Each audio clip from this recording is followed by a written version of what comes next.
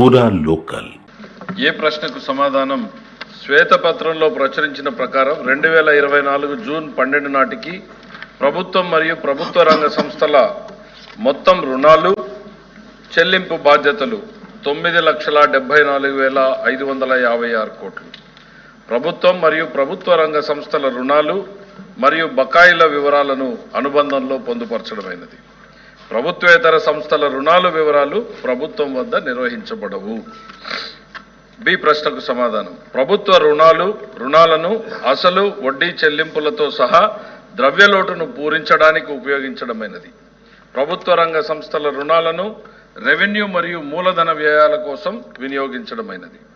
ప్రస్తుత ఆర్థిక సంవత్సరంలో 25-26 ఆగస్టు 30 వరకు తీసుకున్న రుణాల వివరాలను ఈ కింది విధంగా ఉన్నాయి. ఆన్సర్ షీట్లో చాలా డీటెయిల్డ్ టేబుల్ ఇచ్చాం సార్.